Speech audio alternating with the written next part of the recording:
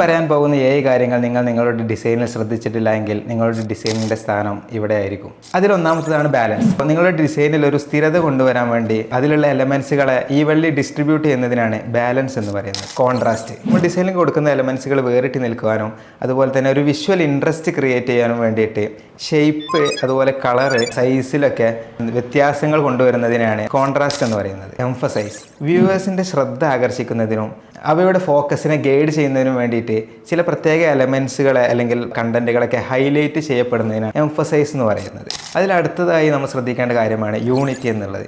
Harmonious ആയിട്ടുള്ള compositions create ചെയ്യുന്നതിന് വേണ്ടി ഡിസൈനിൽ കൊടുക്കുന്ന എല്ലാ എലമെൻറ്റുകളും തമ്മിലൊരു കണക്ഷൻ ഉണ്ടായിരിക്കുക. ഡിസൈനിൽ നമ്മൾ അടുത്തതായി ശ്രദ്ധിക്കേണ്ട ഒരു പ്രധാനപ്പെട്ട ഒരു കാര്യമാണ് ഹൈറാർക്കി എന്ന് പറയുന്നത്. ഇമ്പോർട്ടൻ്റ് ആയിട്ടുള്ള ഒരു എലമെൻറ്റിനെ വ്യൂവേഴ്സിനെ പെട്ടെന്ന് നാവിഗേറ്റ് ചെയ്യാനും അതല്ലെങ്കിൽ പെട്ടെന്ന് മനസ്സിലാക്കാനും വേണ്ടി ഓർഗനൈസ് ചെയ്യുന്നതിനെയാണ് ഹൈറാർക്കി എന്ന് പറയുന്നത്.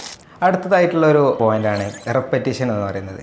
ഒരുപാട് ഡിസൈനിൽ അല്ലെങ്കിൽ തുടർച്ചയായി വരുന്ന ഡിസൈനുകൾ നമ്മൾ സെയിം എലമെൻറ്റുകൾ യൂസ് ചെയ്യും. ഇത് നമ്മളെ ഡിസൈനിൽ ഒരു യൂണിറ്റി ക്രിയേറ്റ് ചെയ്യാനും വിഷ്വൽ ഐഡൻറ്റിറ്റി വർദ്ധിപ്പിക്കാനൊക്കെ നമ്മളെ ഡിസൈനിനെ സഹായിക്കുന്ന ഒരു കാര്യമാണ് പ്രോക്സിമിറ്റി. ഒരു ഡിസൈനിൽ വരുന്ന റിലേറ്റഡ് ആയിട്ടുള്ള കണ്ടന്റുകൾ അല്ലെങ്കിൽ എലമെൻസുകളൊക്കെ നമ്മളൊരു ഗ്രൂപ്പായി സെറ്റ് ചെയ്യുന്നതിനാണ് പ്രോക്സിമിറ്റി എന്ന് പറയാം. ഈ 7 കാര്യങ്ങൾ നിങ്ങൾ നിങ്ങളുടെ ഡിസൈനിൽ ശ്രദ്ധിച്ചാൽ നിങ്ങൾക്ക് വിഷ്വലി അപ്പീലിംഗ് ആയതും അതുപോലെ തന്നെ കൂടുതൽ എഫക്റ്റീവ് ആയതും കൂടുതൽ ക്രിയേറ്റീവ് ആയതുമായ ഡിസൈനുകൾ നിങ്ങൾക്ക് നിർമ്മിച്ചെടുക്കാൻ കഴിയും.